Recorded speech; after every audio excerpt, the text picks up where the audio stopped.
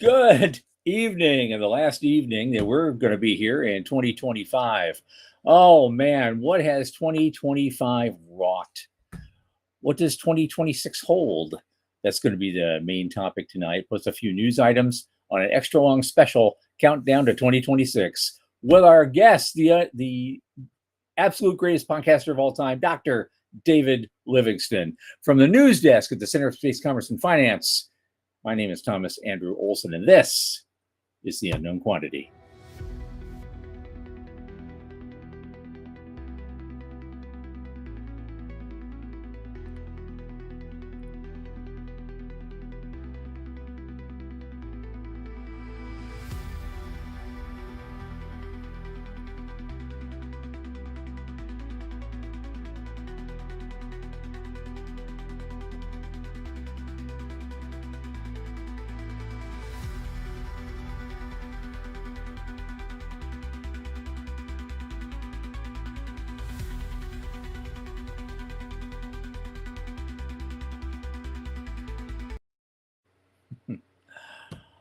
As you know, this program is brought to you by the Center for Space Commerce and Finance. And what do we do every day? We champion and strengthen the emerging space startups and space adjacent enterprises worldwide through advisory, access, and advocacy. Our pitch events and world-class boot camps fortify startups to be better investor ready. Now, a lot of our work, especially this podcast, is supported by our listeners and fans like you. So remember, the Center is a 501c3 nonprofit, and this is a time of year where everyone asks to dig deep. I know. Our annual appeal letter is posted on our website. We invite you to check it out on the news and blog section of that website. And we've also shown you a link to it. So thanks so much already in advance for all your help this year. And we're moving on. We're having a year-end show. We've got a few news items, but we also have a lot of stuff to discuss. What happened this year and why should you care? My oldest space friend, Michael Lane, who just finished reading this mezuzah, is here with us. Michael, come on in, man. There he is. Hey, how's things? Oh, good. Happy New Year, man. Good. How Happy New Year to you. How was your Christmas? Christmas was okay. It was, I got some weird news, but I'm not going to talk about that online. Okay. It's all right. It all works out. Right. Other than that, I just did, interestingly, I just did a show with our guest tonight, yesterday afternoon. He did his year-end show, which is a tradition for us. Right. So that was fun. It was the first time I did it with a live audience. So it was like, because in previous years, it's just audio. And I'd have my headset plugged in. I could wear my underwear and pace around the office, or whatever. But now I got to look like me. And there's, other people on there that are, shouting at me for my tomfoolery. So that was an interesting experience, but it was fun. We covered a lot of stuff. Some of which we'll probably cover again here, but we're going to have a more of a money-centered focus. So there'll be an overlap. It's going to be a lot of fun. It's always an overlap. I just got into it with our producer Sean over some material I posted, but we got to figure it out. No worries. So what's up with you? What's going on?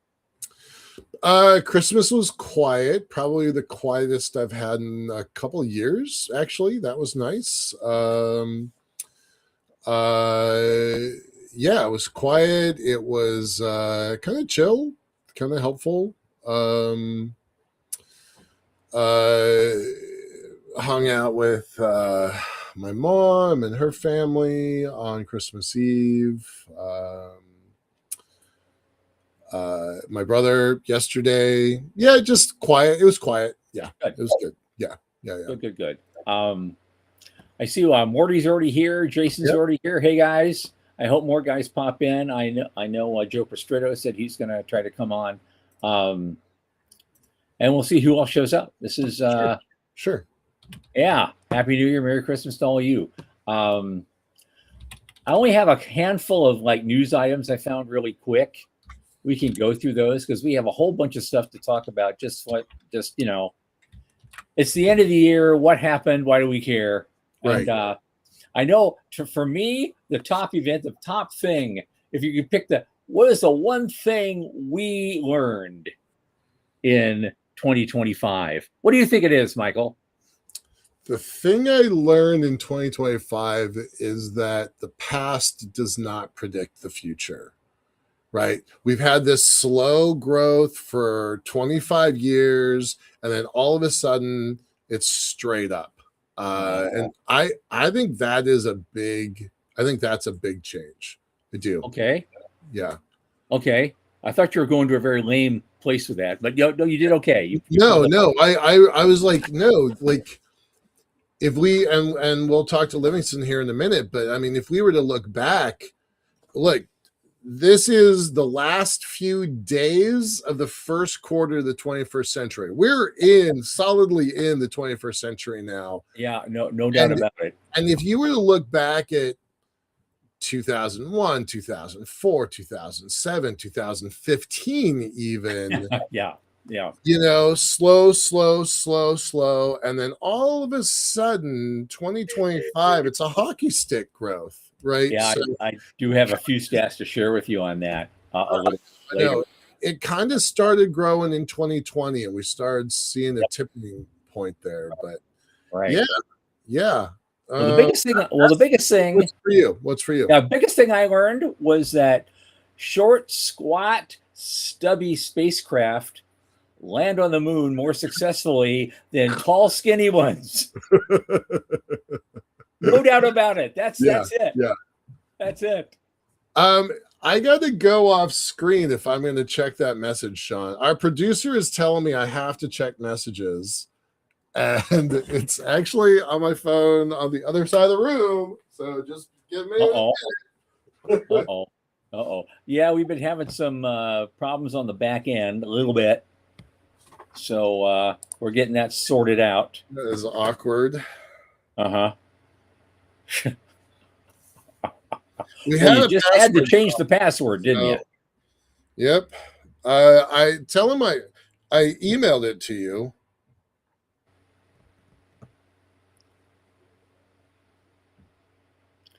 So just moments before the show, we lost Sean, our producer. So we are trying to get him back. So I'm trying that would be helpful. Juggle a little bit. Sure. I'm gonna kill a little bit of time and answer Jason's question. My mom's recovery is great. She is doing so well. She had 2 surgeries since June. One was seriously life or death. The other one was more maintenance more than anything else, but she's doing terrific. I couldn't ask for a better recovery. So she'll be, and she turns 81 in 5 days. So she's doing great. Yeah. Good. Thanks you for still asking. have her. That's a great thing. That's a great thing. Right? Yeah. I lost my folks long ago. I'm an orphan now. So it's right. I love how Jason says, stop making sense. Depends on what side of the country you're on. They say since on the East Coast, but on the West Coast, they say it more like sense. Yeah. Since you've been gone. It's just an accent type thing. It's a regional thing. But yeah, people couldn't understand me when I moved, from West Coast in Colorado to New York. And I was like, what? All right, let's jump into it. What do we got? Well, there's a whole bunch of China stuff again. China is dominates it, even in an off week. Right. They debuted, I guess, successfully. They're because they've been working on reusables. Well, apparently they converted a Long March, one of their standard Long March rockets, into a reusable. And it's called the 12A, and they just test flew it like the other day. And so that was something. And I didn't know they even had rules or what the rules were, but apparently also China has eased the IPO rules for firms developing reusable rockets, including themselves, the government, I guess. Right. So I didn't know there were IPO rules in China to begin with. Yeah. But there it is. There it is. Yeah. way, way, way back in time. It might have been maybe 1992. That's when I was an active investment advisor. Our firm, through two parties, once when the stock market crested over 3,000, like the Dow Jones, right? The Dow Jones at 3,000. And was it now 48,000? I mean, kind of insane. Right. And then the other party we threw was when they opened the stock market in China. Yeah. And it was my boss said he used that phrase all the time. You can't put the genie back in the bottle. And here we are, 35, almost not quite 40 years later. And yeah, they have a thriving secondary market. Is It's that the Hang Seng? from ours. Yep. It's That's the different Hang from Seng ours. index, right? Yeah. Okay. Yeah. I've been watching that for a long time. Yeah, but yeah, they got rules. This is the Shanghai. This one Yeah. was at the Shanghai Stock Exchange. Yeah. Okay. Yep. All right. Yeah, All wild. right. Yeah, But they're also they do monitor money differently than we do, right? yeah. Of course they do. And They investor because protections and things like that differently. look, you could take the boy out of communism, but you can't take communism out of the boy. I'm sure a lot of these companies that they're following and they're putting up rules for, they have a political officer somewhere embedded in Right. every one of them. Sure. Just like the good old days. Some things don't change. Yeah. But the other thing though, here's the even crazier thing. Because they eased the IPO rules, they've started a reusable rocket, and now they're launching a venture capital fund. Right. Back to back, right? They're watching All the in one American excruciating week. they're watching the American playbook and saying that's a good idea, and that's a good idea, and that's a good idea. So let's go do those good ideas. Yeah, that's pretty much how that goes. Yep. How that goes. The only other thing, Japan had they call it their flagship H3 rocket, and they tried it out, and I guess it failed to launch a satellite. So they're struggling a little bit in the last week or two. They just failed on another rocket not too long ago. Mm-hmm. And so, yeah, there it is. Terminated prematurely. I like that. That is this national sovereignty we keep talking about. Yeah. But it's bumpy, right? It's bumpy to get your own space program up to the level of I wouldn't even say it's close to the American level program. It's not even close to the European level program. I mean, it is a bumpy path to get that much capability. Right. They're not, But everybody seems to want that now. They don't like political instability around the world. And we've talked about this before. The Euros decided a while back. We need to stop depending on the Americans for everything. We've got to start building our own shit. Yeah. And so that's how you end up with a foreign-owned gateway. I was talking to somebody on Saturday about Europe taking over Gateway. He is a guy, I'm not going to out him, but he just retired about 4 or 5 months ago from the space industry. He was at a very well-known prime, and he's been off fishing. He's been off doing trips with his wife. And I just happened to casually mention that European Space Agency took over Gateway, and he just looked at me like I had just mumbled a different language, and he looked at me like, that's impossible. You cannot possibly be right. And I'm like, check the internet, dude. Yeah, right. Yeah, it's there. Well, was he talking to this head or the second head that you grew in his right. Exactly. Yeah. It's pretty wild. They also have a thing. I don't know. They're calling it the SpaceX Mafia. I think that's a thing. I think that's a thing too. Yeah, I do. And I think it's, let's assume that everybody gets liquidity next year and they cash out. There's going to be a lot of SpaceX people on the hunt for the next cool thing. Well, look at that tag. I mean, they've already So launched startups of 3 billion total. That's Yeah. going to be the tip of the iceberg, I think. Right. Yeah. Look at this list. Okay, just I know. Sean, scroll through this. There's like more than a dozen companies here, and I only know about 8 or 10 of them. Right. Yeah, I was pretty surprised with it. And some of these are giant, like multi 100 million companies. Yeah. Already just getting started. And that's my point, is that next year, when there's a flood of new money in the system, and a bunch of those folks become free agents because they're not, held to the golden handcuffs to SpaceX, and they're loose, suddenly I bet you next year is going to go nonsense, crazy next year. It's going to be wild. Yeah. And that's going to be fun to watch. It's going to be fun to report on. I guess they said, here's another one from New Scientist. They said hopes of finding aliens were raised in 2025, but they quickly faded. And poof. And that's the Atlas, the 3i Atlas thing. Right. But every conspiracy nut out there was going on about, oh yeah, that's a solid object. That has people in it or something. And it's coming closer. It's going to get closer. And so, yeah, you see too many of those movies, right? And it's like, okay, all right. I totally fell for the hype of 3i Atlas. I thought it was fascinating. I did not once ever think it was aliens. I'm just going to say that for the record. Sure. But I hoped it was aliens, right? I didn't think that it was, but I hoped that it was, right? See the difference? That distinction's important. Yeah.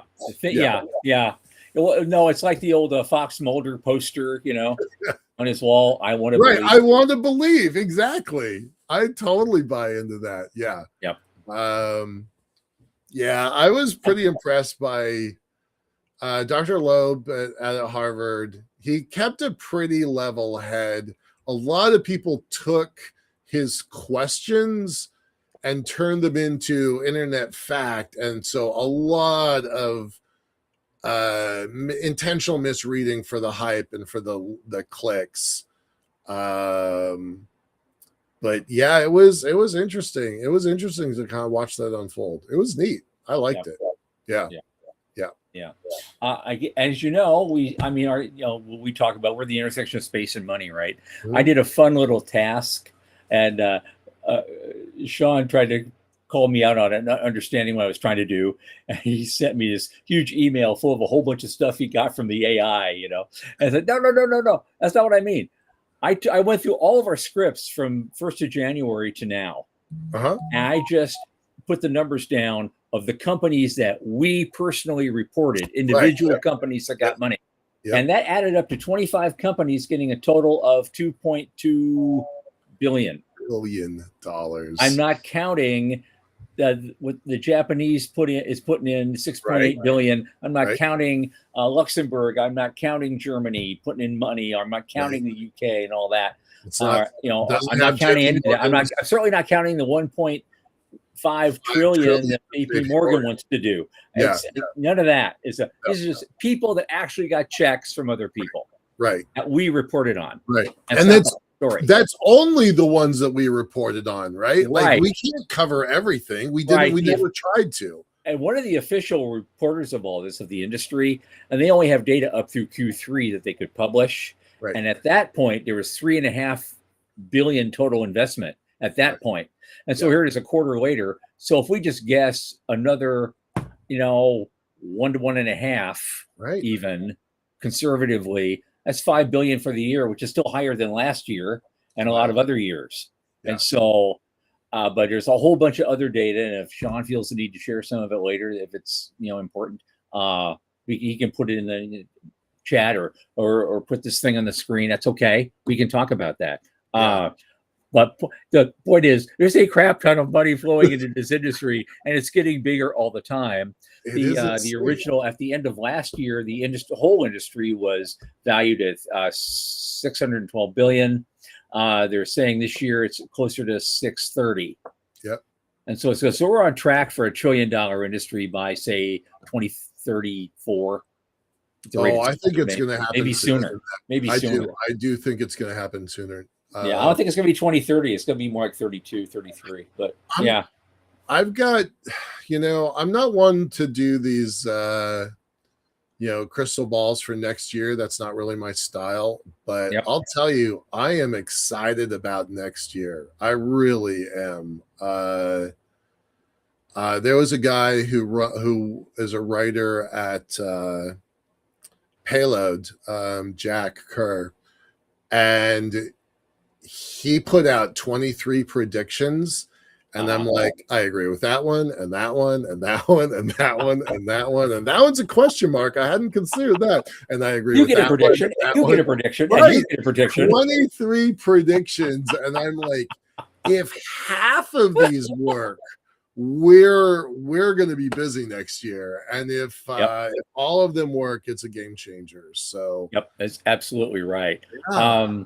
Again, as we move forward, I made a whole list yesterday for all the stuff that we could potentially talk about, and if we have time to, with our guests coming up here in a minute. But the general topics were global launch, Starship, events, just general events of the year, interesting ones that I thought of. You may think of some more. Investment, we just started talking about policy stuff, what the future might look like, and what the hell are we doing at the center next year? Right. And we got, should put some of that in there. So why don't we bring on our guest and let him join us on all this wonderful fun? Awesome. As you know, Dr. David Livingston is the founder and host of the Space Show, has been for over 20 years, and he's the pioneer of space podcasting forever and ever, and he's still the king. And let's bring him on, man. Thank you. If I'd known you were going to refer to me as a king, I'd have stopped by Burger King on the way here and gotten one of their Burger King New Year's to wear for yeah, let's get creepy with it. Oh, cool. This is good. Next year for the annual show, since you miss not being able to lounge around in your underwear and just be on the phone, I'm going to get you Star Wars or Star Trek briefs, and then you can be in the Zoom wearing your space briefs, and you'll be right at home. Awesome. Guaranteed. If I can find a size large enough, they're usually all right. I've actually lost weight, so okay. Well, we won't go there. You took the fat shot, huh? Yeah. No, not anymore. I didn't take it. No, I didn't take the fat shot. I just stopped eating and boozing so much. Yeah, that's really all you need to do. Yeah. Yeah. How you been, man? I know it's been a great year for you. You've been doing a lot of good stuff, and you're having all these. We got rid of telephones and went to Zoom. We got onto Substack. We got onto YouTube, and we started doing more panel programs with 3 or 4 or 5 people rather than just me doing the interviews. But I missed that. So for 2026, I'm gonna do a little more of the me one-on-ones in Zoom, and then still keep up with the panels. But there is so much going on, and there is so much science. Like my CBS show with Hotel Mars and John Batchelor, he clips Nature and Science articles. He sends me 5 or 6 a week. Get the guest on the show. Get the guest on the show. 53 super black holes discovered by a guy in India using an Indian scope and a Kenya scope. Super black holes. I mean, I can go through some of the archives of those shows. The amount of science discovery with James Webb in 2025 has been beyond stellar. It's unbelievable. They still claim they haven't unlocked all the keys to the universe. So not by a long shot. Not by a long shot. It's just a never-ending thing. And then the amount of more money pouring into commercial space, not just in the U.S., but around the world. Mhm. is unbelievable. That doesn't mean it's all going to be successful, but the money is flowing, the ideas and the dreams and the creativity and the imagination is flowing. And if it's left on its own, we might find that we have a better world going through space than we ever had by not doing anything with space. Yeah. And we have plenty of worlds to explore with all the new telescopes and everything the last few years. We now know of, we've recorded 6,000 extra solar planets Yeah, unbelievable. in So 30 years. who's looking at us? That would be a Right. great question to answer if we could figure out who's looking back at us. Yeah, if anybody. But I look at the way the world is going sometimes, and I tell myself, yeah, I finally figured out the Fermi paradox. Uh, Nobody wants to say hi because we're awful. but we're all nuts and we go insane and we kill ourselves before we can, Right. build a warp drive. Well, Right. that's really likely. As each day you read the papers, we're on track for that kind of scenario. So hopefully we'll get serious and grow up sometime. But I hope so too. Or we wouldn't be doing this. We Yeah. wouldn't be doing shows like this if we're all just doom and gloomers. That's not us. Nope. No, and I think next year, one of the things to me that is most promising, and I know a lot of people probably be pissed off and hate me for saying it, but the fact that we have the Trump administration in office, the likelihood of regulatory or some kind of government interference or environmental interference stopping, slowing down, or preventing launches or commercial space ventures or something like that is pretty nil, short of a catastrophic third-party property damage accident or human accident. Yeah. And I think this is really good news, not because the commercials want to trash the planet or screw things up. That's just nonsense. But when you're building a new economy and it's off planet and you're pushing envelopes on so many different fronts, to get caught up in regulations that are antiquated and not applicable, that can stop you, slow you down, stop the flow of money, stop the flow of capital, all sorts of things. You don't want that. You want the progress. You want the creations that make our life better on Earth, like the pharmaceutical industry. They're not all bad, evil, bastards. Look at what they're doing on Most this. of them, So I think we're fortunate that we're going to have a couple of more years for sure of pretty good regulatory permissions to push forward with AI and with space technologies and new things. I think that's really critical. And so you asked me before we started what excites me, and that excites me that we kind of can move forward really based on common sense, based on technology, based on ingenuity, and we can trust, and I do trust, that companies aren't going to go out and evilly destroy the world. I don't think that's what companies and business are all about. Yeah. Do you have any thoughts on some of the big stuff that we know is going to happen next year? Right. So, Doug was asking about New Glenn. We all are pretty hyped about SpaceX. Where do you think those are going to take us next year? New Glenn is hard for me to predict because they've been so very, very flaky, and they just slow. But they do have different management. I'm aware of that.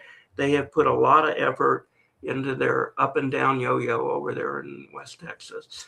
And so, that flies somewhat on a regular basis. I have no idea how those as passengers on it, I should correct myself, space flight participants, Right? get on that flight. Do you, Tom? Can they go to Ticketron and buy a ticket on it?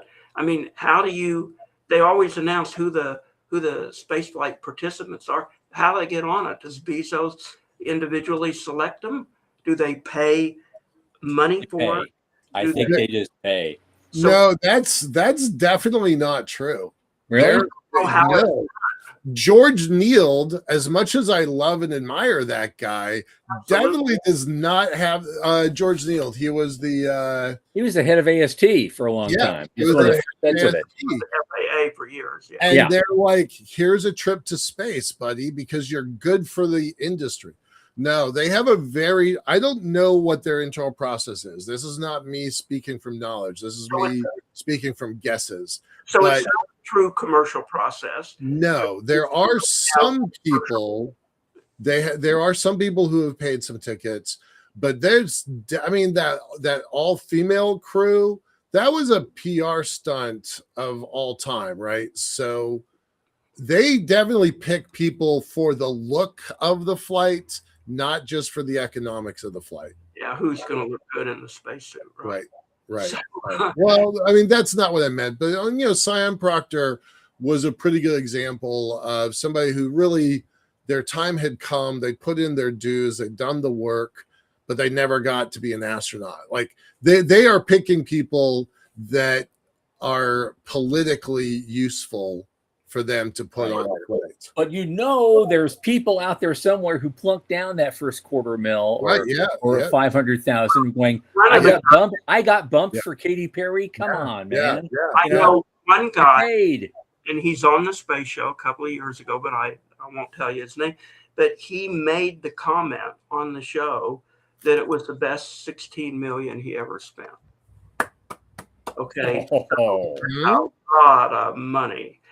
I would like to see commercial space tourism, which was the subject of my doctoral dissertation decades ago. Right, yeah. That's true commercial, that where you can go buy a ticket. There's a time schedule, like a train schedule or a plane schedule. We don't have that. So it's a Jeff Bezos chosen kind of schedule, and that's fine. Great people are flying. I love to see it flying. It's flying successfully. But in terms of what New Glenn can do, it's lethargic to say the least. Okay, well, here's the thing. It just occurred to me because I just want to get back on this guy who said the best $16 million he ever spent. Was that on a New Shepard? Yeah, it was on New Shepard. Just to be clear. Okay. Well, 25 years ago, Dennis Tito flew all the way to the ISS on a Soyuz. He did not spend more than $20 million for the whole ride. Neither did Anusha Ansari. Now, the whole idea of technology development is supposed to be the prices go down as you improve things and provide more services to more people and have competition. Where did that go? Well, it bowed and took a back seat to supply and demand. And when you want to go, and the only way to go is New Shepard, and you got the bucks to burn, hey, you go. But as I said, a true commercial market is like I can go buy something on Amazon. They got a true commercial market, right? Or I can go to American Airlines and buy a ticket, or Southwest, any place I want to go. And I can negotiate the price depending on all sorts of different factors. We don't have that yet. So I'd love to see that happen. I don't think I will see it happen because there's not going to be any competition to New Shepard, because nobody's really going to bring forth suborbital. I'm pessimistic that Virgin is going to do it, but I could be proven wrong on Virgin. What do you guys think? Virgin's going to pull it off, or are you a little bit on the pessimistic side? Virgin has pulled so many rabbits out of a hat. It's hard for me to be, it's hard for me to make a prediction because they have a history of pulling rabbits out of a hat. So I don't know what to say. I used to be super bullish on them. Then I became really skeptical of them. And now I'm just unsure. So I don't have an answer to that one. Real quick, you have a comment. Jason, he's asking about New Glenn. So real quick, New Glenn is not in the overview category. This is a workhorse large rocket that could possibly used as a launcher to get a human payload down onto the moon. This is totally different than New Shepard, where you can go past the von Karman line, or at least up to it. I know they measure space a little bit differently on that, and you can then see the overview effect. New Shepard is more on the order of Starship and big heavy rockets, so don't confuse the two. Yeah. And I hope New Shepard enters the commercial market, and there is competition. Competition is great, keeps prices down, gives people options, gives companies options. So I'm a little on the fence of New Shepard, of New Glenn. But, As for Starship, they got a lot of hurdles to still jump through to become operational. And this is a really big, complex rocket. And it is heavy, and it's got mass considerations. And they haven't yet flown version 3, which needs to fly and needs to successfully get to orbit. To get to the moon, they need to refuel multiple times. So Well, that's their plan. I looked at their whole SpaceX plan for this year, for next year, and their next launch is a Block 3, and it's late January. Yeah, and it's supposed to go, and it's still suborbital just to test out the system. But the next 6 launches after that are supposed to go orbital. Supposed to be orbital, and they got to start testing fuel transfer and all sorts of things. So it's a big hurdle, but I'm one who likes to look at people more than business plans and technology. And I would just, on my own doing, I can't tell you to do the same thing. I would not ever bet against Elon Musk. I would not at all. He is gifted. He makes things happen, whether you hate him or not, is immaterial. I know not everything he's done has been successful. Falcon 1 had some payloads on it I had for space burial, and they're down near the Marianas Trench someplace. So not everything he touches turns to gold, but I wouldn't bet against him. But I am optimistic that Starship will become operational. I'm less optimistic that we can get back to the moon on a 2028 timeline. I was going to ask you about that. So 2028 is the target. That's what Jared Isaacman just said, reiterated a couple days ago. The White House reiterated a couple days ago. How do I'm not trying to be negative here. How do we land on the moon by 2028? How do we do it? My thoughts are you cannot do it according to the program of record with Artemis 3. So I do think you can make Artemis 3 work, but there's too many ifs and too much testing that needs to be done. And you can't do it. Now, first of all, the timeline is artificial. So this timeline was created, first it was going to be 2026, remember? Yep.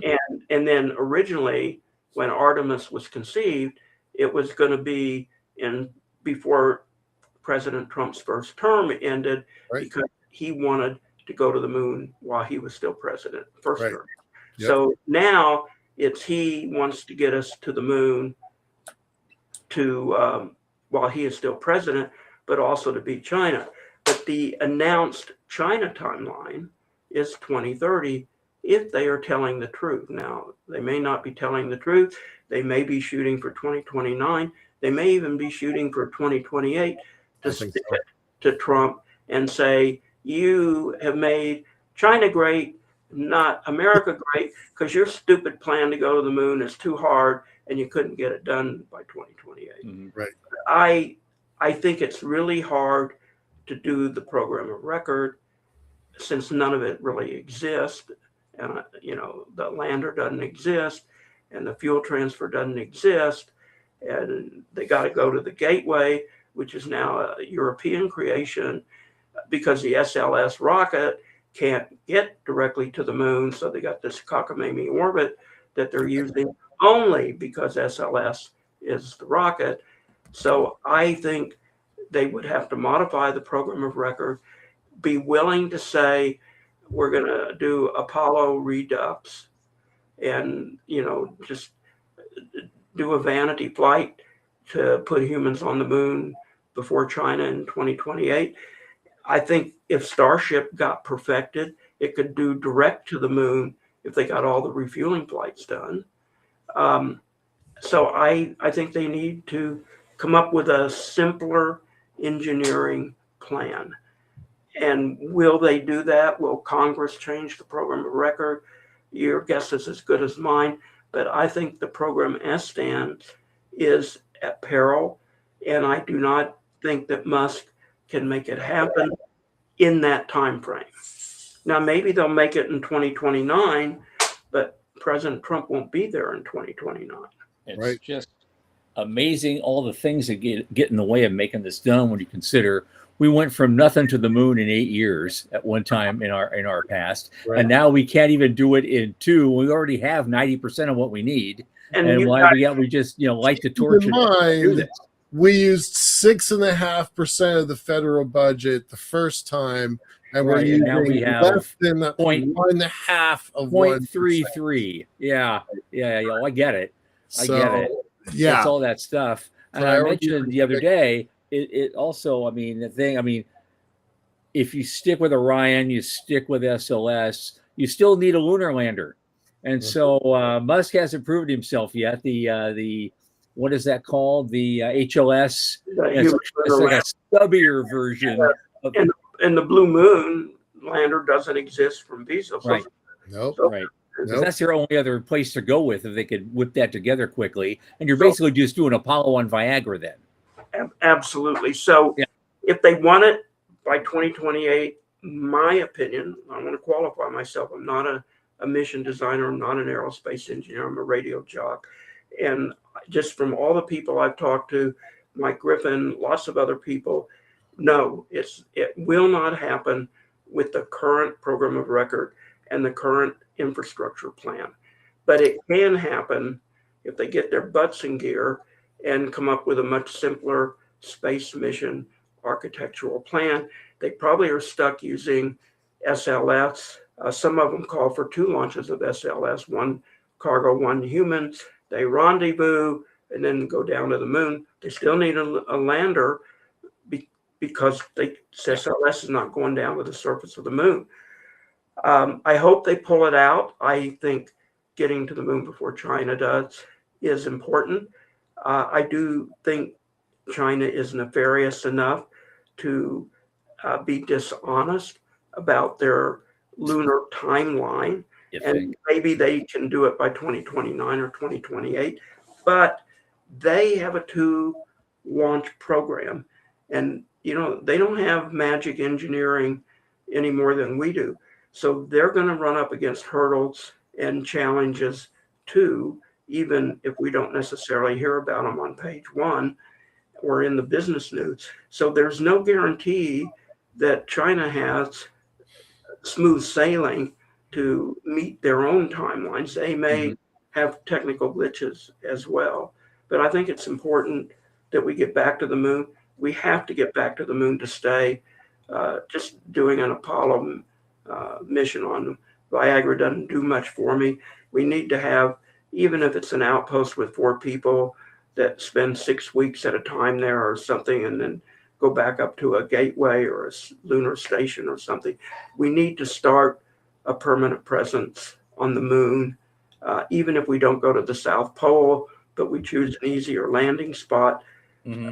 You're never going to get to point B from point A unless you get your ass off of point A. So,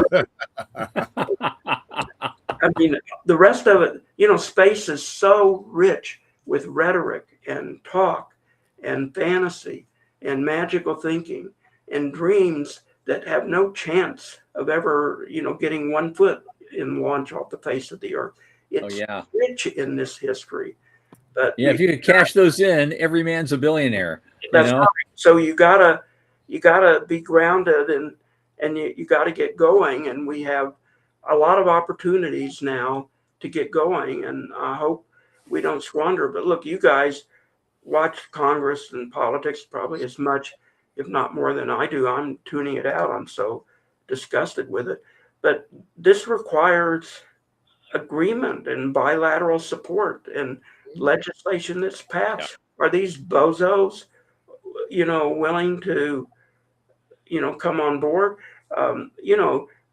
Bernie Sanders is out there with a global video talking about we need to stop or slow down the AI progress. We don't need it. I mean, and we're going to need all these people. We're going to need, the far left and the far right to somehow come together to create the kind of policy and infrastructure that we need.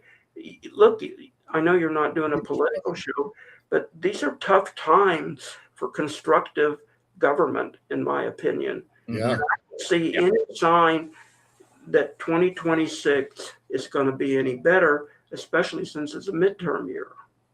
We have said on this show hundreds of times, and we'll keep saying it, that space is purple, right? There's a place for the reds and there's a place for the blues.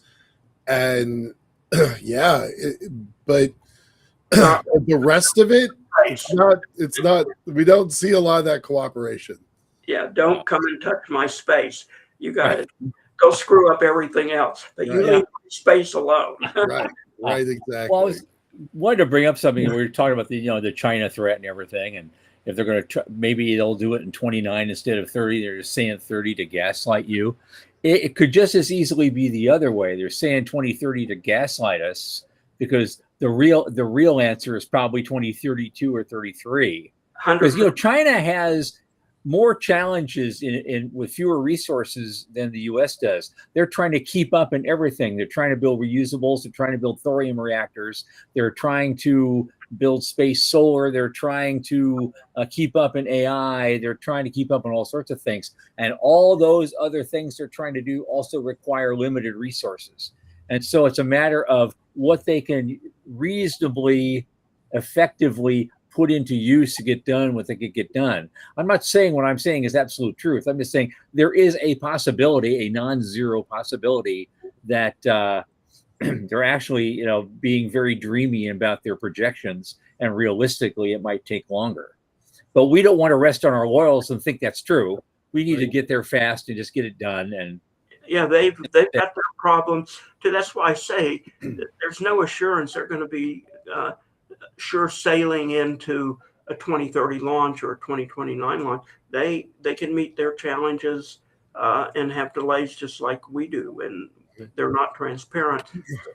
We don't know a whole lot about what they may or may not be able to really pull off. But I do think it's going to be a really interesting year on the entrepreneurial side and on the government side. Yeah. Do you want to make any predictions about 2026? I think it'll be a real interesting year. Okay, that's all you got. Well, tear it down a little bit. All right. I think for the startups, you did a news article about all the guys at SpaceX that may be leaving and starting startups and stuff. So for the startups, I think 2026 may be a banner year for venture and investment capital flowing to opportunities in space. Now, that does not mean it's a banner year for successful ventures, because money is often dumb, stupider than hell. And it will flow to the first, sexiest, greatest business plan with great projections in it, with secret magical thinking that you could ever come across. So you got to see what the money produces. But I think it's going to be a year of a lot of available cash for entrepreneurs and investments in things like AI and in things like space. Absolutely. Well, here's an interesting thing, because I looked up, like I said, we got solid numbers through end of third quarter, and so at that time, $3.5 billion was estimated to be totally invested, and most of it was, of course, still launch and related services. But interestingly, a little tiny bit at the bottom of the chart said emerging, what they call emerging industries, are getting a seat at the table. What does that mean? Commercial space stations, logistics startups, industrial things, and lunar stuff. That is getting a little bit of money, and enough to show on the chart. Yeah. when you think the billions, and then there's these four things here, but it's there. It's non-zero. It's really happening, and Tom, I'm looking to see more of that. You're Grow looking at Space Capital's charts, right? Yep. Are you looking at 3 billion last quarter or 3 billion the whole year? Because it's 3 billion, 3.5 billion the whole year through third quarter. Investment. I think that's right. In companies. Okay. That's what they're saying. Here's another projection. Again, I'm not talking about outcomes, just money flow, that we will see a huge amount of money flow to, and Tom, we talked about this yesterday, LEO orbital data centers.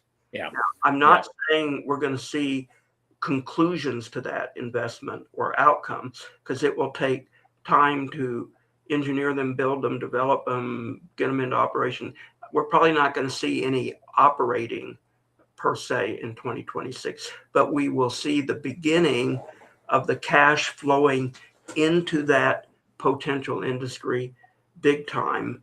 But the outcome to me is unknown and is not able to be legitimately predicted. But we're going to see for several years a lot of money going into orbital data centers. Right. And so whether I'm a skeptic or not is immaterial. I mentioned this yesterday. I'll tell it for Michael now. It says, okay, I'm not absolutely sanguine about the immediate short-term success of any of this, but with the 1.5 trillion being piled into it by various sources, how do we tap into that? Well, I don't know. There should be a way, Michael. I don't know. To tap into that. Why don't you ask Governor Walz? He might have a way for you to do that. Maybe I shouldn't make those jokes. Oh God! Don't make me quote the TikTok videos from the Somalians. I just don't want to go there right now.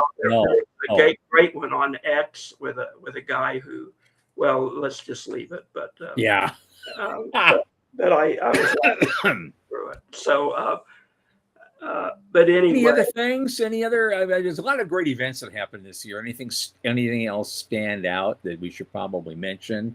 I love that Sumita and Butch finally got rescued after 9 months. That was a big event. Thanks, Elon, again. For doing that.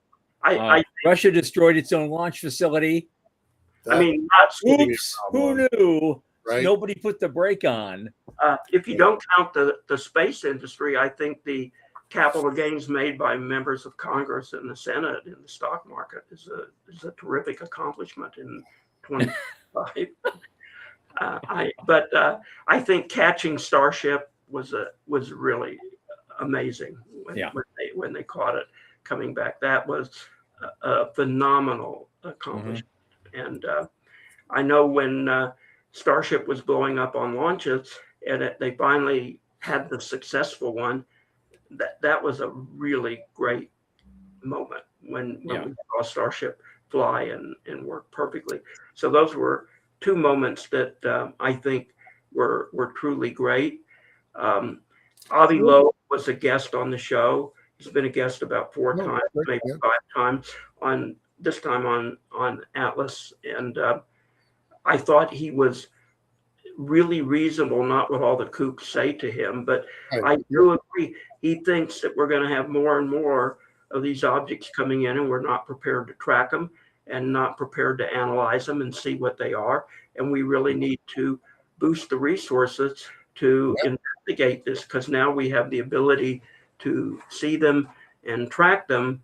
And it would be a shame if we lose the scientific ability to study them. So I think his call for more resources and capabilities is reasonable, but everything wants more resources and more capabilities, more money. Sure. I mean, I'd hate to be the person that has to prioritize or say you get X and you get X minus 3, and right. That's a tough position. Musk found out how tough it was to kind of do that kind of prioritization. I guess that's something we've learned. If you're really a space guy, you don't want to necessarily get your hands dirty in politics, because that's not going to work very well for you. Right. Maybe But then here's Jared Isaacman. Yeah. He bought his way up there twice. He's friends with Elon. well, And we'll after see. 2 tries, he gets to be head of NASA. How do you think he's going to do his I first year? I think it's going to be really challenging, especially with Artemis, and especially since he has a boss that really wants to get to the moon while he is still president. Yeah. Mhm. So I think Jared is going to have to be amazingly effective and efficient in decision making and listening to the right people to pull that off. He does not want to be the one to tell him, Mr. President, we are not going to make America great again in space. We're going to be a second leader to China. Right. That's not a conversation I would want to have. You don't want to be in that position. So I think he'll do okay. I think he's a bright guy, and I think he knows who to go to for counsel that can give him good counsel. But it is an unknown quantity, which I've heard someplace recently. What a great title of heard that term vaguely from somewhere. Great, Yeah. So, I don't know. What do you think of Jared? Do you think he's going to be a stellar NASA administrator? Well, here's the thing. I talked to him briefly at ISDC this last year. That was between the two selection processes, right? So he was in and then he was out, and during his out time, he still agreed to speak at a keynote speaker at ISDC. I was in the reception line. I shook his hand and thanked him for his work, and kind of leaned in and kind of said, "You know what? I think you dodged a bullet." Right? And he just puts his head up, looks me straight in the eye very calmly, and says, "You're not the only guy that's told me that." But what does he think? Does he think he dodged a bullet, or that he can take all this on and be great for NASA and America? Well, you know what? I think at the time he was probably agreeing with those people and with me, but obviously he's had time to reconsider it and thought, the good I could do in that spot is going to be extremely hard and tough on me personally, but it might be worth my own misgivings. Well, that's how I see it. I wish him well, and part of what he's going to have to handle is that. And I don't really mean to be political, but this is now not a comedy. This is a reality statement. The fact is that half of Congress, roughly, hates the president's guts, and the other half either loves him and he walks on water, or they tolerate him. And the people in America are split.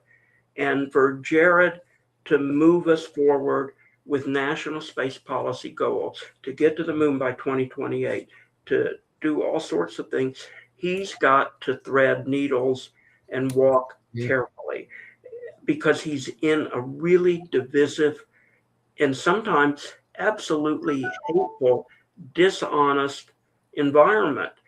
And this is going to take, I think, more political skills and diplomatic skills than human skills than it's going to take technological and space skills to bring us together to where we can get our butts in gear with a program to take us to the moon. I see you have Dr. Cathari.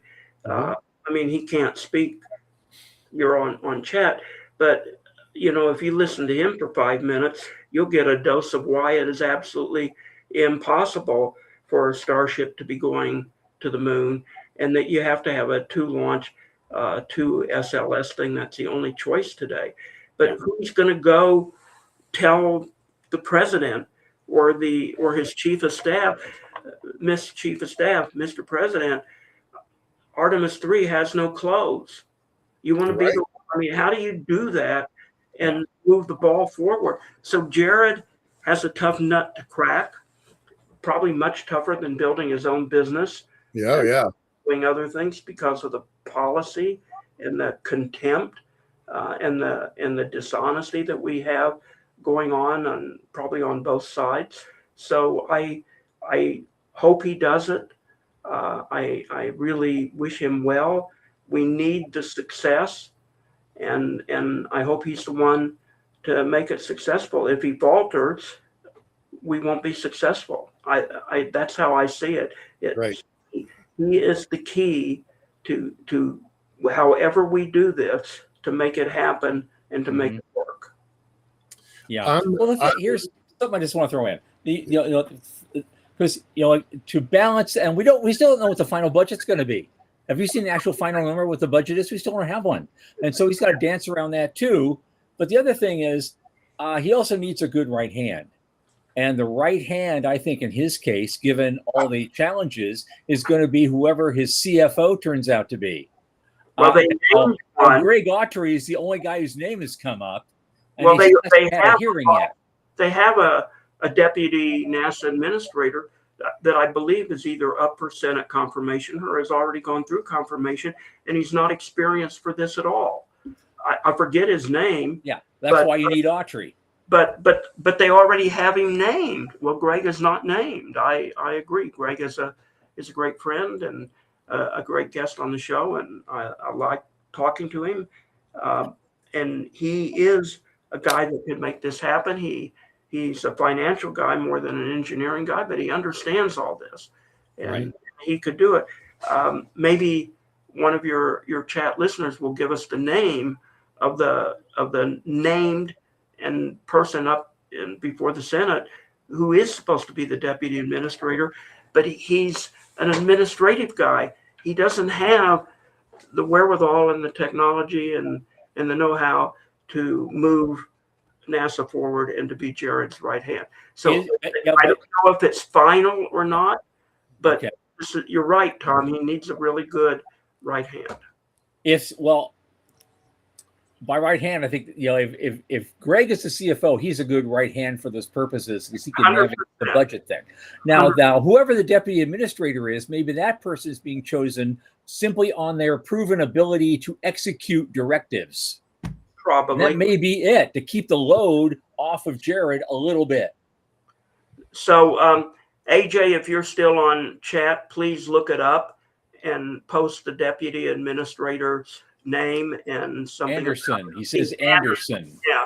And he's an administrative guy. He you and Michael and me probably have more combined space technical knowledge and engineering knowledge than he has. So, but I think he's either before the Senate for confirmation or maybe already been approved. Wow. But so I haven't heard a peep about this guy. Not one. I don't remember his first name. AJ, you can post his first name and maybe post a link to where listeners want to know more about him, can find out more about him. But yeah, I think Greg would be well. Let's all raise our hands. We vote for Greg. But are they going to see us? Yeah. Yeah. Are they going to count our votes? I don't think so. Let's switch gears for a bit and talk. I don't think that the Voyager IPO got enough attention this year. To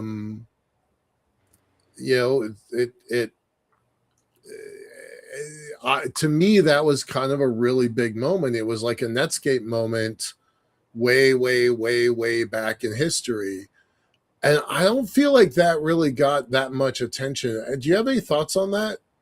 Well, Redwire, which I think is bigger and more involved than Voyager, went public several years ago. Yep, but they went by within the kind of the quasi SPAC rules. But they were successful, and they are really predominant, maybe. And so I think anything after Redwire that's kind of the same kind of thing, a space business that has grown because they've taken over and eaten up and merged other space businesses. I think I don't know what their sales numbers or revenue numbers are compared to Redwire, but I think Redwire sort of set the standard, and this is not at that standard. I'm just guessing. If you could give me their revenue numbers, their stock share values, different kinds of things where we could do a quid pro quo comparison, and I didn't think about that to even talk about it. Sure. But I've had so many people on the show from Redwire. Let me be transparent here. Yeah. Very biased because many of my friends are with Redwire. I really like Andrew Rush a lot, and Andrew and Justin Kugler he's a rock star in my view. Mike Gold and Yeah, a couple of other people. Right. And they throw a great party. Yeah, and I know people that have. I got to be really careful here. I know people whose experience with Voyager has not been comparable to my friend's experience with Redwire. Okay, all Let's right. leave it like that. So Okay. I didn't pay a lot of attention to it, but it is a big deal. It's a huge company, and they got a lot of space assets, and I think they have an important role to play and will play an important role as space goes forward. But boy, I think knocking Redwire off the post of that kind of industry is tough to do. And I saw where SPACs are coming back into popularity. Yeah, and I believe that. Yeah, I can't believe that either. Like the reason that I kind of like drew a line of everybody who got the SPACs, yes, there are a few that did okay. Spire has been up and down. Like there's been a couple that have been like, okay, there's a little bit there. Okay. But that was a big story this year. Spire almost getting delisted. Yeah. So I kind of just drew a line of SPAC isn't the normal way into the market. Voyager was. That's why I felt like that was kind of a line to be drawn between the past and the present. That's interesting that you don't put as much weight on Voyager. All right, that's cool. I'm gonna look into that. Again, I'm being I understand your biases. I have biases. Okay. Yeah.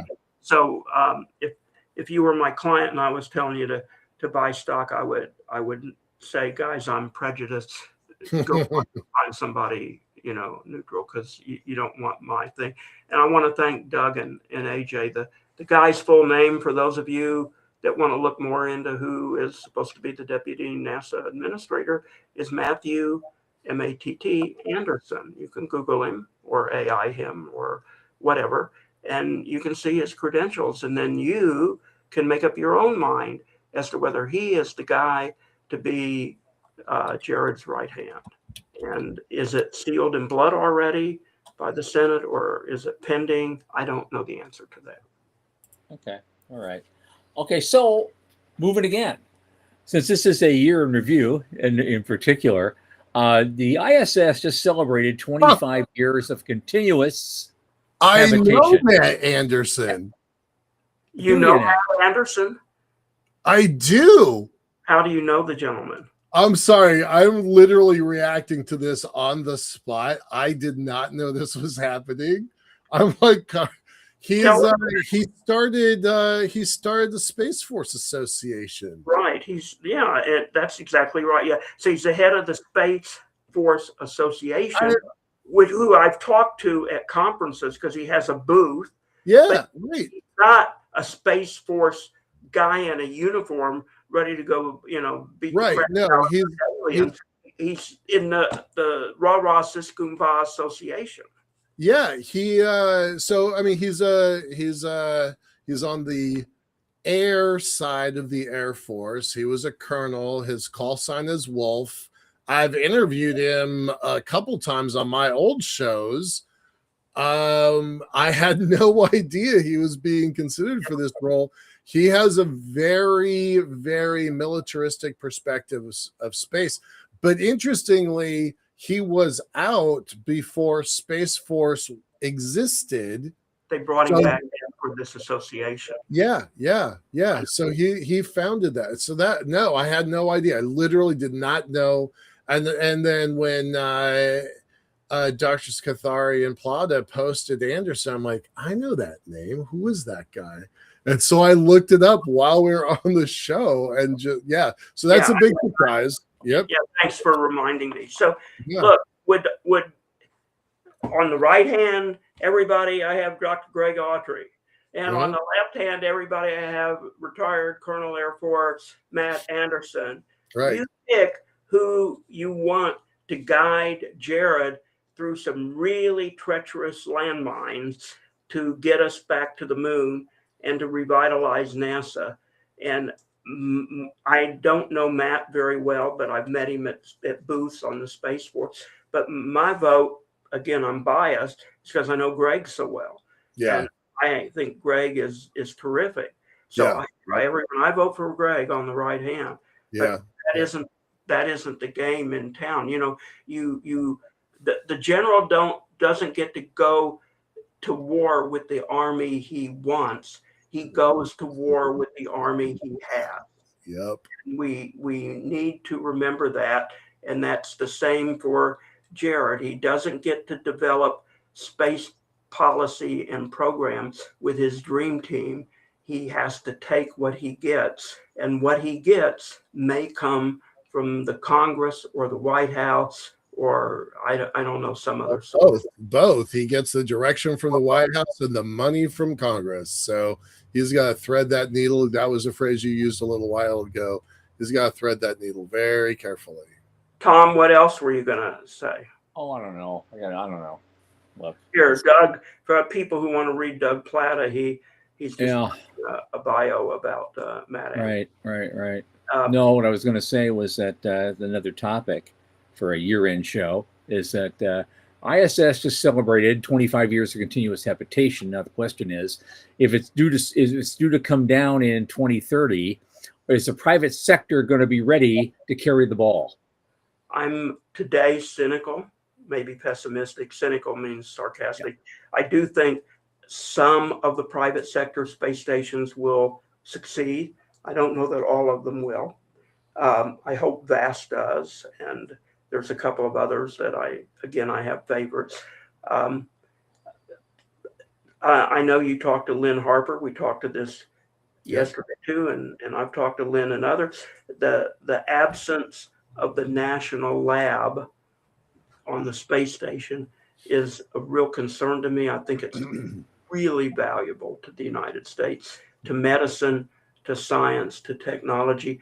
I am not sure that any of the private stations can be a replacement for that national lab. I know I asked Lynn if there were movements to keep the station afloat longer, and she kind of indicated that maybe there were, but if there are, we're not hearing about any of them. And it costs so much to keep the station up there, and it is so old. My hunch is that it stays or not. One thing I have to mention this though. Earlier this fall, VAST, wants to build a private station. They're actually actively soliciting RFPs, right, for science stuff. That's not replacing a national lab per se, but at least they're looking at the problem. Yeah, they want to do something. Yeah, and they also have a proposal out there to do a spin module to finally figure out the gravity prescription, which I'll never forget Jim Logan telling me the first time he was on the space show about 24 years ago. He says, you'll know when the government and NASA are serious about human spaceflight beyond LEO when they figure out the gravity prescription. And if they don't figure it out and they don't put resources into figuring it out, 100% that they are not interested in human spaceflight beyond LEO. Mm-hmm. And I think there may be merit in what Jim Logan said. Yeah. Sure. Because where are we? That's a disappointment for 2025. Zero progress on determining the gravity prescription. And I know. The National Lab did not help us in that sense. No. Well, here's the thing. You were with me at that Mars Society conference where we met Jennifer in 2001 on Stanford. Somebody from MIT did a wonderful presentation about an initiative they call the Mars Gravity Biosatellite. Right. And it looked really cool, and it looked really doable. It was an Apollo-like capsule with a habit trail in it, around the outer edge, and you just spin it on its longitudinal axis, and you put mice in there, let mice do what they do for a few months, and then bring it down again. And you could set it for Mars gravity or lunar gravity or whatever you wanted. And so this could have been done 25 years ago. Yeah, and Joe Carroll, who has many good plans to do this. So, Yep. I mean, this is a question for 2026. Maybe I'll focus on it on the space show.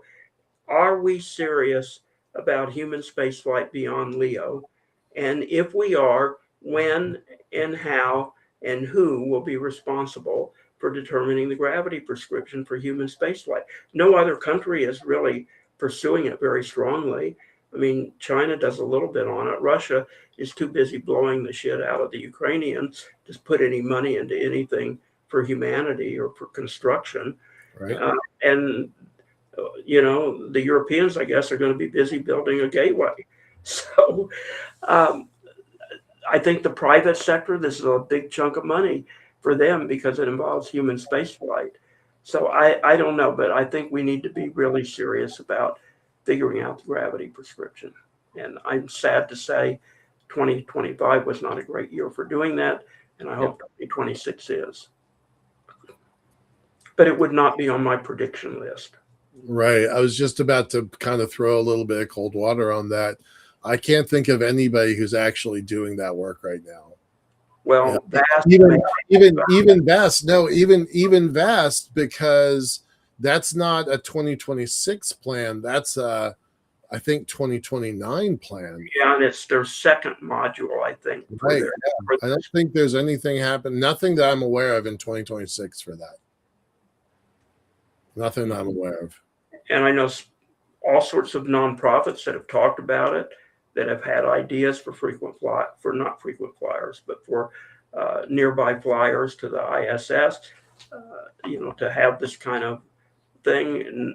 There was a centrifuge that was being planned before Challenger happened and never got picked up again. If you remember, in Obama's big infrastructure bill that he did way back in another time zone on another planet in another starship, he said he had money for determining the gravity prescription with a centrifuge at the space station.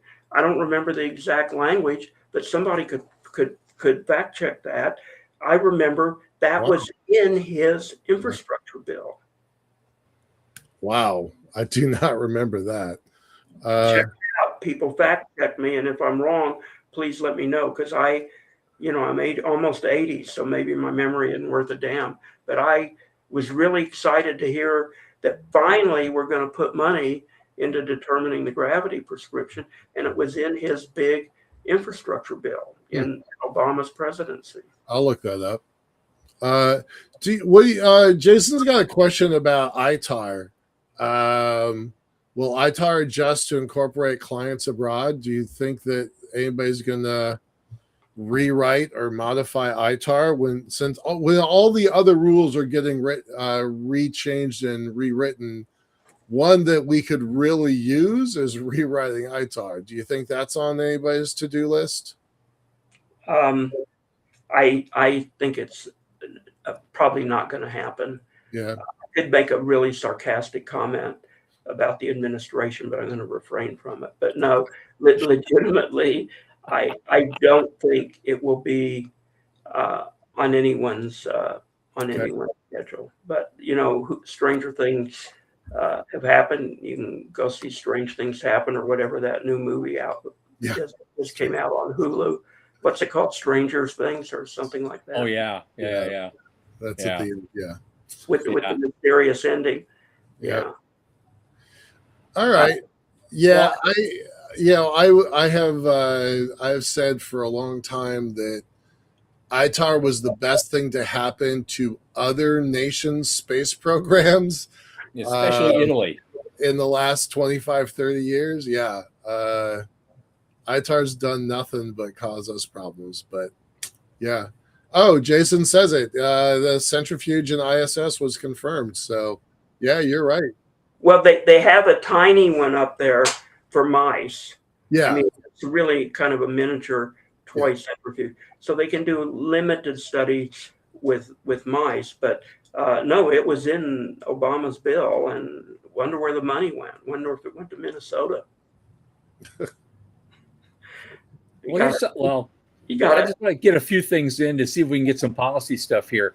One of the things they're also talking about this year has been a big deal about nuclear power, both in orbit and on the moon, especially on the moon. And Trump seems to be interested in something like that. Where does that fit into the whole lunar economic development scheme? Every place. You need power on a planetary surface. You need planet power on an orbital station. And I know there's some people out there in another century, in another timeline, that think nuclear is going to blow us all up and screw us all up, and we're all going to glow at dark. But I'm telling you, that is, if you want a clean energy, get off of all this wind crap and terrestrial solar and start going nuclear. It's clean. It can provide power for the AI systems that we need. It can provide our electrical power, and we don't have to be afraid of it. Look at nuclear in France with the new generation plants. Dr. Kothari has brought thorium to our attention, and China is now building thorium reactors to power ships and to power reactors. We have thorium reserves that could power us for 600,000 years. Why the hell aren't we using it? And so I'm a big fan of nuclear. I'm a big fan of fusion research, although I know that's still just 2 years away, Tom. Just 2 years away. Just 2 years away. But absolutely, we need to have nuclear for space. We need to have nuclear for the moon, for the Mars. We need to have nuclear for our power grid in the United States. And if you really want to progress and you really want safe, environmental, green power, people, it's nuclear with the new kinds of reactors, not what we had at 3 Mile Island or San Onofre in San Diego. And you don't put them on earthquake faults like they did the one in California, and then make the ratepayers pay to disassemble it, rather than the bastards who made the decision to site it on an earthquake fault. I mean, clean up the act, get the fear out of it. Let's start talking about real science, real safety, real nuclear. The Navy has not had a nuclear accident. I'm just, Right. Why aren't we doing it? So overdue. Why aren't we doing it? I mean, also the other thing too, it comes down to the question: do you really give a shit about humans in space? If you want to send something starship sized, let's say, with a bunch of people on it to Saturn, you're going to need nuclear power for the ship and nuclear propulsion for the spacecraft.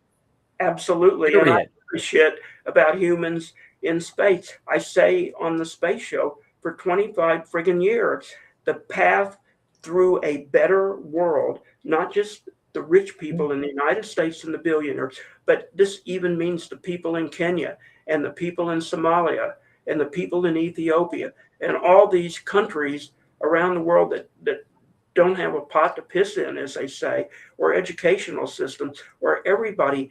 This path goes through space. Yep. And you gotta wake up to 2026 and realize that we have the ability to access space with our technology, and we can do it basically with safety. I think we're learning to do it more economically, and this is how we better our world.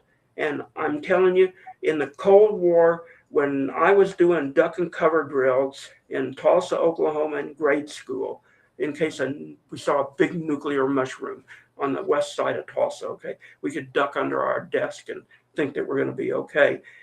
Those bastards were making peace and creating a way to mutually dock with each other and shake hands in space. They weren't trying to do that on the battlefield. They were doing it in space. And there is a reason for that. And that is our future goes through friggin' space. And anyone who doesn't get that, get off the goddamn train, go to a nursing home, go live in your little cabin someplace. I don't know what. Get with it. You want a better world? Quit all your goddamn protest out in the street and understand where and how you get the better world that you want. And it goes through friggin' space. Absolutely. 100%. Avenue. I'm sorry. I'm yelling and I'm so no, yeah. God, I'm almost 80 and I've been doing this for 25 years and other people have been doing it for 2 and 3 times that long. Jason on the call he's saying, yeah, preacher, yes, right? Like, Preach it, brother. right. Yeah, That's exactly what I'm thinking. Tomlinson at preaching, but God, I'm just as passionate, and we know the same goddamn answer. Right. Remember in that Billy Crystal cattle movie about a cattle drive? Do you remember what the name of it? Yeah. City Slickers. City Slickers. Yeah. On vacation. I'm on vacation. The old cattle drive guy kept saying, number one. The answer is, and he raised up, the index, number one. Well, the number one is space. And right. Get off of all your preconceived bullshit and help us build a really, truly better world. And it goes through space. I don't know how else to say it. I mean, I know we have our problems, and we have our problems with space too, but Jesus. Anyway, that I don't want to preach your whole show. No, dude, that was the best thing I've heard. Bring Thompson on to do the preaching. I'm not known as a preacher. That's good though. You did great. You're doing great. The only guy that does better at that, I think, is Bob Zubrin when he gets on a certain rant. Fabulous. I saw him. The best time I ever saw him was at an ISDC. I think it was in Huntsville, and he did the 8:00 in the morning opening talk, and it really did look like a Sunday revival meeting in there. It was insanely great the way he did that. Final couple of minutes, David. So what's your crystal ball for the next, say, 5 years? I think human spaceflight will start to be more routine, but it won't be quite fully routine. Okay. I think we will have a human presence on the moon, but it may not start in 2028. So 5 years from now, it could be 31. So I think we will have a human presence. I think it will start to be permanent and evolve. I can't predict Mars because I can't predict what Musk may or may not do, especially if he's going to make SpaceX public, because a public board of directors and stockholders may decide we want you to concentrate on return on investment, not going to Mars where there is no return on investment. So how that plays out, man, that's going to be fascinating. That I want to buy one share just so I can sit in on the quarterly call. Oh, absolutely, and to get their confidential things. But how much do you think one share would cost? I don't know. It might be worth it. Just to be on the quarterly call, get to listen to that. Oh my God, how is he going to do it? Maybe we can merge our 2 radio shows and buy a common one share together. There we go. A one giant quantity. And put Cynics as a co-owner. We'll call it the one giant quantity. That's all we got. So we'd have to buy it in the aftermarket because they'd never give us one share at the IPO. But I don't know. What's it? It's $1 trillion IPO estimated at. Trillion and a half. Maybe 1.4. But how many shares are they putting out there? Do we know? No, we don't know yet. But the folks at Payload, the news. Yeah, I know Payload. Yeah. They are thinking it might jump to 2.5 trillion and then settle at 2. I'm like, settle at 2. That's insane. Wow. Insane. Wow. Well, maybe, I'd like to sit in on those quarterly calls, and I'd like to get their SEC approved financial statements. Right. But we forgot to mention that, but I think that is going to be one exciting 2026 venture. Is so much money. IPO. That is going to be wild. And in 5 years, permanent presence on the moon, Starship or something like it will be flying, and we will have a heavy rocket capability. I think we will have a more, and I'm sorry to say this, a more national security oriented, weaponized space. Sadly, I would like to see the start of space rescue with the Space Force, or if it's not the Space Force, the Coast Guard or somebody. I think with more human presence, we need space rescue. And I know it's being talked about at AIAA gigs. Mike Gold has been on panels from it from Redwire. So it is in the works, and it's not there yet. It needs some funding. It needs some push. I think in 5 years we'll see the beginnings of space rescue, and I I think we have to see nuclear power, even fission nuclear power, making its way into space, whether for propulsion. I'm not talking about on launch, but I am talking about in space propulsion Right. and in space power, lunar power, Martian power. We need to see that. Yeah. And maybe on the outside, Musk might do some kind of a human mission to Mars, maybe, but there's a lot of policy and politics that will govern that too. Absolutely. So I can't really predict that. I don't know. What do you guys see in 5 years? Uh,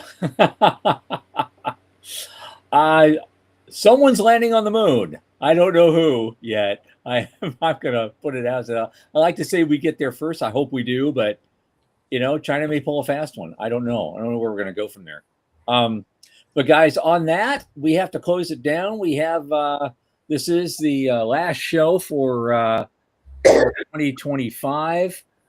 Dr. David Livingston, always thank you again. It's like the third time you've been our guest. I hope we see you again next year, a couple of times in the future. This is so much fun talking to you, and it's such a good time. So please come back again. Yeah, there will be no. Maybe I'll bring the two of you on a Zoom show together, end of first quarter next year. Okay, and we'll do it. We'll do it. Or do them together or something. Yeah, sure. Yeah, that'd be fun. Yep. There will be no show this coming Thursday for obvious reasons. Happy New Year. This is our last show of the year. We will be returning, however, on Monday, the 5th of January, with all sorts of news and the general tomfoolery, as always. We might have a guest, we don't know yet, but we'll have fun no matter what we do. As always, 8 p.m. Eastern. For David Livingston, Sean Key, Michael Lane, from the news desk at the Center for Space Commerce and Finance, I remain Thomas. Happy New Year, everyone. Happy New Year. Yeah, number one. Truth is up there. Yeah.